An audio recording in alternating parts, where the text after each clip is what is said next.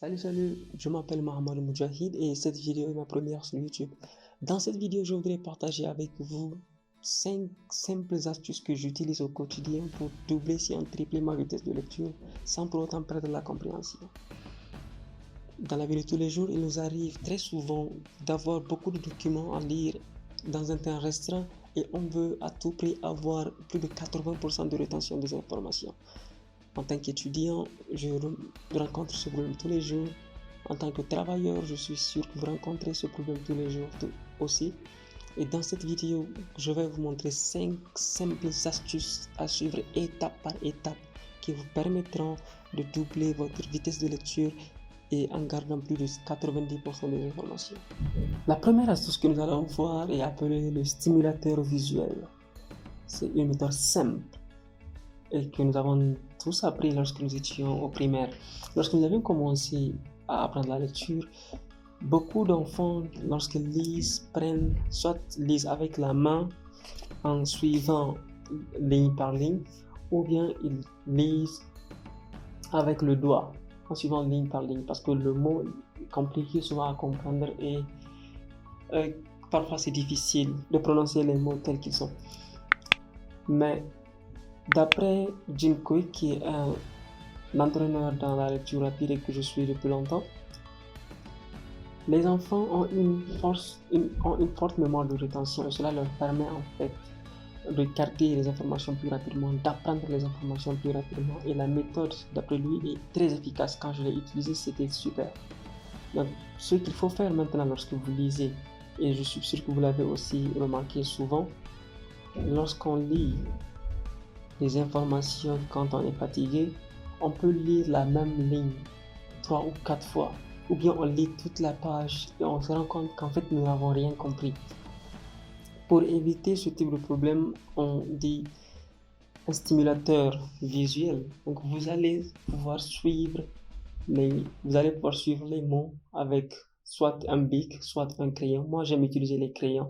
Bon, là j'ai un bic, j'aime utiliser les crayons parce que j'écris sur les marges ce que je n'ai pas compris ou ce que je veux retenir de l'information donnée. Donc vous pouvez aussi utiliser le doigt juste pour suivre les informations. Cela vous permet d'être plus focus sur ce que vous êtes en train de lire et ainsi de permettre au cerveau de se concentrer sur la tâche actuelle que vous êtes en train d'effectuer. La deuxième astuce que nous allons utiliser dans ce contexte est l'alinéa. Voilà, l'alinéa. Essayez de vous concentrer sur mon front ou mon nez et juste mon front. Mais je suis sûr que vous pouvez aussi voir les deux doigts qui sont ici. 2, 1, 3, 2. Vous pouvez tous les voir. Mais lorsque nous lisons, on essaie de lire mot par mot. Mais en fait, notre cerveau, il peut déjà accumuler beaucoup plus d'informations que l'on ne comprend. Et les yeux peuvent avoir un angle de vision plus ouvert. Donc, ce que vous allez faire, en fait, ce que moi je fais souvent, vous prenez le premier ou le deuxième mot en commençant la phrase, vous tracez une ligne quand le livre vous appartient. Si le livre ne vous appartient pas, ne tracez pas de ligne sur le livre des bibliothèques qu'on sort. Vous tracez une ligne après le premier mot à gauche et vous tracez une autre ligne juste avant le dernier mot à droite. Cela va vous permettre en fait de vous concentrer avec votre stimulateur visuel. Vous allez suivre les mots à partir de la ligne tracée. Votre cerveau ou vos yeux vont voir le mot qui vient avant. Et vous allez le remarquer avec un peu de pratique parce qu'au début ça va être compliqué. C'est une nouvelle tâche que vous êtes en train d'accomplir. Le cerveau n'est pas habitué, donc ça sera un peu pénible au début. Mais plus vous pratiquez et plus ça sera simple. Et donc vous commencez de la ligne verticale, vous suivez les mots à l'autre ligne verticale et vous suivez les mots et vous essayez de lire. Parfois, essayez d'accélérer votre vitesse parce que ça vous met dans une situation inconfortable. Et lorsque vous êtes dans une situation inconfortable, votre cerveau est le plus concentré sur la tâche et vous allez retenir des informations sans même savoir que vous les retenez. La troisième astuce, c'est la sous-vocalisation. En anglais, on appelle sous-vocalisation. Il y a 2 minutes, je ne savais pas que le mot n'était pas en fait était un mot qui était seulement en anglais et qu'en français c'est la sous-vocalisation. Vous vous rappelez lorsque vous étiez jeune et que vous avez commencé à apprendre la lecture, les professeurs vous demandent de lire à haute voix au début, mais plus vous êtes bien dans la lecture et plus ils vous disent maintenant lis à l'intérieur. Enfin, en tout cas moi c'était mon cas et beaucoup de nos camarades c'est comme ça que nous avions appris à lire. Ce que cela fait, c'est que vous lisez à l'intérieur et vous avez continué à le faire pendant des années, pour certains plus de 15 ans, d'autres plus d'une vingtaine d'années. Et cela, en fait, crée une voix à l'intérieur qui existe déjà, bien évidemment. Mais il a été démontré que la vitesse du parler d'une personne en moyenne est de 250 mots par minute. Ce qui veut dire que vous ne pouvez pas lire plus vite que vous ne parlez si vous utilisez la sous-vocalisation. Et il n'est pas surprenant que la vitesse de lecture d'une personne moyenne est environ de 200 à 250 mots par minute. Donc, la vitesse de lecture et la vitesse de parler sont pratiquement les mêmes. Maintenant, pour pouvoir lire plus vite, il va vous falloir en fait surpasser la sous-vocalisation. Une méthode simple que vous pouvez utiliser en fait, c'est juste de regarder le mot. Vous n'avez pas besoin en fait de le lire à l'intérieur pour comprendre ce qu'il veut dire. Pour ceux qui, quand vous marchez et que vous voyez une bande d'annonce ou que vous voyez le panneau stop, en fait, personne ne dit stop à l'intérieur. Vous le regardez, vous savez exactement ce que le panneau veut dire et quand il y a besoin, vous vous arrêtez. C'est de cette même manière que nous allons lire. Donc, mais pour pouvoir, ça sera très difficile pour vous et pour tout le monde else de pouvoir surpasser la sous-vocalisation. Donc, au lieu d'arrêter complètement ce qui est pratiquement impossible, vous allez dire quelque chose d'autre. Par exemple, vous pouvez compter 1, 2, 3. 1, 2, 3. 1, 2, 3. Donc, pendant que vous dites 1, 2, 3, à l'intérieur, vous suivez avec votre stimulateur visuel, vous suivez les mots, vous les suivez juste. Et quand vous êtes agréable dans la langue où vous lisez, ça sera très facile pour vous de comprendre ce que vous êtes en train de suivre. Et vous allez voir que votre vitesse, en fait, elle va augmenter de plus de 50%.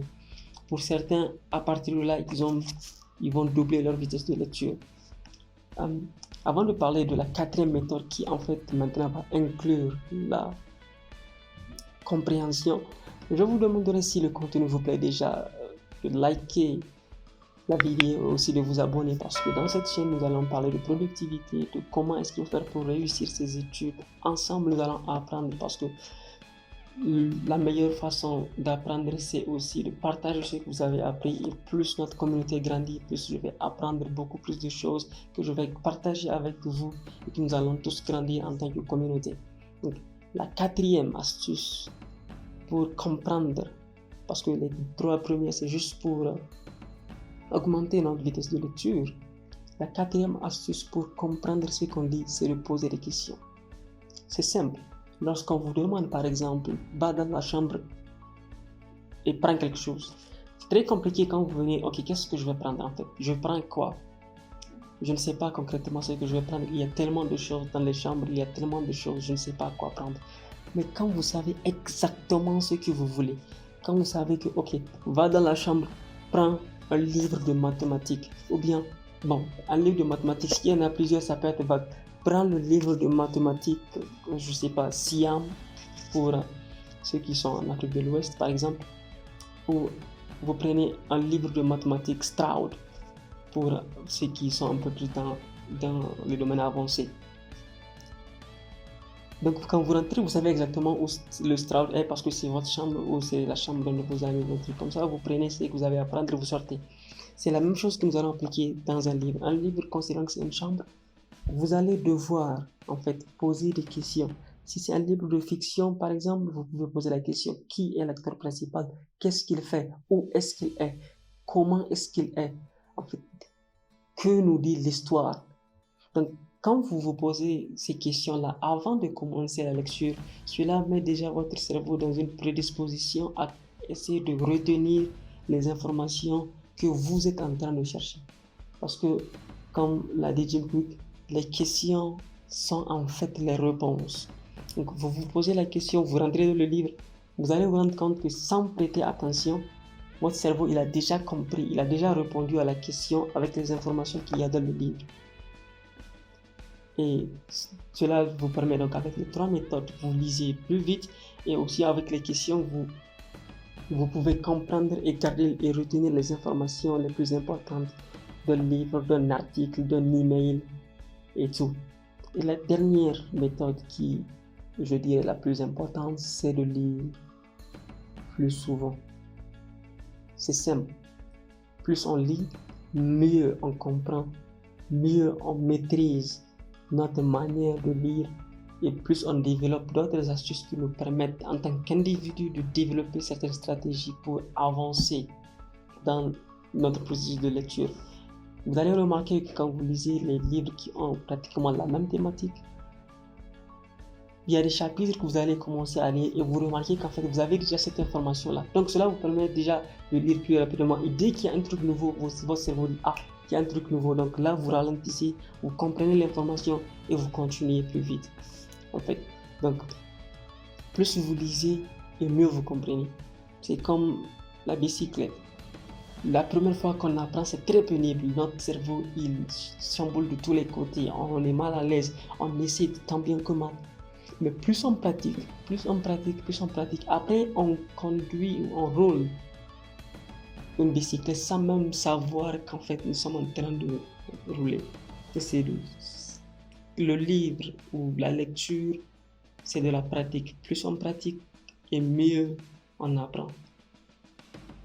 C'est la fin de cette vidéo. J'espère que vous avez aimé. Si vous avez aimé, n'oubliez pas de liker la vidéo et de vous abonner, parce que chaque semaine, nous allons télécharger des vidéos qui parlent soit de productivité, de comment lire plus rapidement, de comment mieux s'organiser pour réussir dans ses études.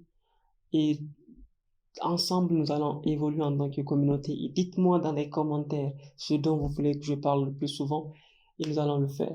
Allez, donc je vous dis à la semaine prochaine. Bye.